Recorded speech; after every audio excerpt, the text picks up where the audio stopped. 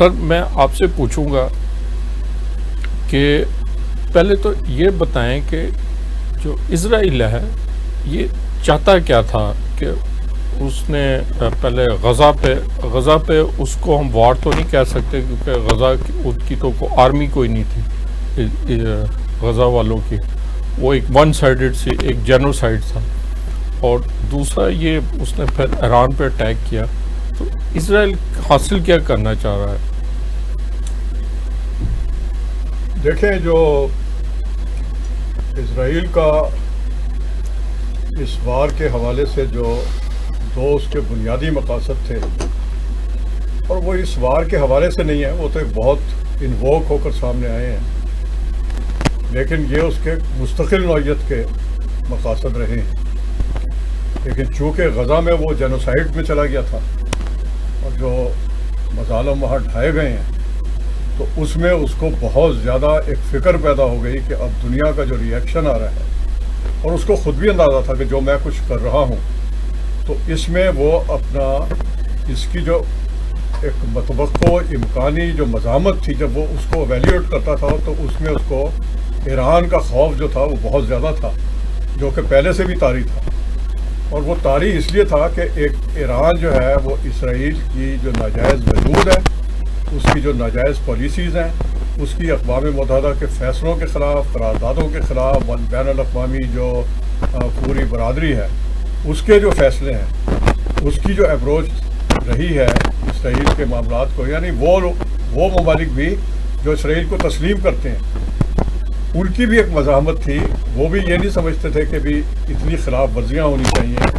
وہ تو پھر امریکہ کی ایک ہلا شیری تھی، لابیز کا کھیل شروع ہوتا. جب یہ سب چیزیں انتہا پر پہنچی ہیں تو اس میں وہ جو جنگ آمد بجنگ آمد ہے وہ پھر حماس کی طرف سے ہوا کہ جب انہیں وہاں پر تراویحیں نہیں پڑھنے دی گئیں، رمضان میں ان کو جو افطاریاں تھیں اس میں جا کے وہ جوتوں سمیت گھس جاتے تھے، اور ان کا ایک جینا جو تھا حرام کر دیا جا رہا تھا. اور پھر جس طرح یروشلم کو امریکہ نے جو ہے ڈکلیئر کر دیا کہ جی یہ اقوام متحدہ کے فیصلوں کے خلاف. پھر 1% ایسی لینڈ ہے اس متنازع علاقے میں جو کسی کی بھی نہیں ہے، وہ یونائٹڈ نیشنز کی ہے، اور اس میں فلسطینی آباد تھے. اس کو بھی جب ہتھیا لیا گیا، گھر خالی کرا لیے گئے، زمینیں چھین لی گئی، زیتون کے باغ چھین لیے گئے اس 1% لینڈ میں، تو پھر وہ حماس کی جتنی بھی ہتھوں کی ایک منظم طاقت ہو سکتی ہے وہ انہوں نے دکھائی، اور اس کو جنگ کہا گیا، جارحیت کہا گیا، دہشت گردی کہا گیا، بہت کچھ کہا گیا. لیکن وہ ایک حماس کی اپنی ہمت تھی، ان کا اپنا مورائل تھا، ان کی اپنی ایک مزاحمت کی صلاحیت تھی. اس سے جب یہ انتہا پر پہنچی ہے تو یہ صورتحال پیدا ہوئی جو اب ہے، کیونکہ حماس نے یہ ایک دفعہ کارروائی نہیں کی. جب اس میں تسلسل آ گیا ان کی زیادتیوں میں، اور وہ جوتوں سمیت جو تھی وہ افطار میں اور تراویحوں تک میں چلے جاتے تھے، اور وہ گھوڑے والی پولیس، یہ اس کا بیک گراؤنڈ ہے. اب میں آپ کو بتاؤں، میں مختصراً بات کرتا ہوں کہ اس کے دو آبجیکٹو تھے.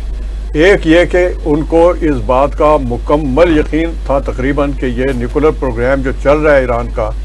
وہ اس میں بہت زیادہ ڈیولپمنٹ کر چکے ہیں، یا اس کے قریب پہنچ گئے یا وہ حاصل کر چکے ہیں. دوسری بات رجیم چینج کی تھی کہ یہ جو موجودہ وہاں طرز حکومت ہے اور جو موجودہ حکومت اور قیادت ہے آیت اللہ سید علی خمینائی کی، وہ ان کو بالکل جس کو کہتے ہیں نا کانٹے میں آنکھ میں کانٹا کھٹکتا تھا. جی جی سر، وہ کہہ رہے یہ اس کے دو آبجیکٹو تھے، کیونکہ یہ بالکل آئیڈیالوجیکل اسٹیٹ تھی، آئیڈیالوجیکل قیادت تھی وہ تھا، اور وہ اس آئیڈیالوجیکل قیادت کو ختم کر کے بالکل پرو جیوس سیکولر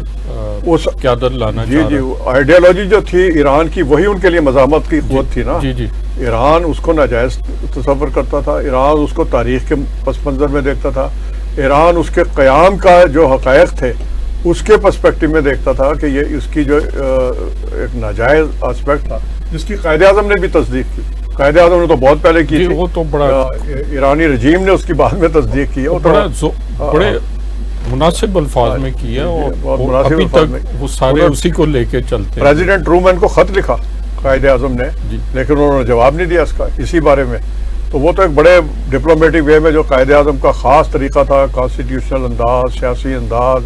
ایک ڈپلومیسی کا، مذاکرات کا، اس طریقے سے تھا، لیکن وہ موقف بہت زیادہ ٹھوس، جائز، اور وہی تھا جو آج میں سمجھتا ہوں ایران کا ہے، اس میں مماثلت پائی جاتی ہے.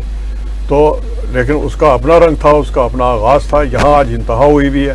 تو یہ دو اس کے بنیادی یہ تھے کہ یہاں سے کہ رجیم کو ختم کر دیا جائے. یہ جو آپ کہہ رہے ہیں کہ جو نظریاتی بنیاد پر جو پولیٹیکل آرڈر ہے اس وقت اسلامی جمہوریہ ایران کا، جس کو republic of Iran, Islamic republic of Iran کو کہتے ہیں، جس طرح ہمارا اپنا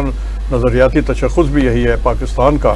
تو دوسرا یہ تھا کہ جی جو ان کی جو سائنٹیفک ڈیولپمنٹ ہو گئی ہیں نیوکلر کیپیبلٹی کے حوالے سے، وہ جو ہے وہ انتہا پر پہنچ گئی ہے، اور وہ اسرائیل کے لیے خطرہ ہے بہت بڑا. اور تیسرا اس کا یقین تھا کہ مجھے جو ہے وہ میرا جو پیچھے بیک ہے امریکہ کی لابیز کی، یورپ یونین کی، اس سے اس کو ان کی ایک وننس تھی. آپ یہ دیکھیں کہ اسرائیل کو کبھی بھی جب بھی اس کا تجزیہ ہوا ہے، چاہے سیاسی ہوا ہو یا وہ عسکری نقطہ نظر سے ہوا ہوا، تو اس کی جو وحدانیت تھی وہ بڑی واضح تھی کہ امریکہ اور جو یورپین یونین ہے، اسرائیل کو کبھی بھی جب فوجی زبان میں بات ہو تو اسے اکیلا نہ سمجھے. جو کہا جاتا تھا جی چھوٹا سا ملک ہے، کوئی چھوٹا سا ملک نہیں تھا، پورا ان کی ایک لابی تھی پیچھے سے، اور وہ ایک ایٹمی قوت بھی ہے خفیہ طور پر، جس کا اس نے تجربہ نہیں کیا. وہ بھی یقین. شکریہ.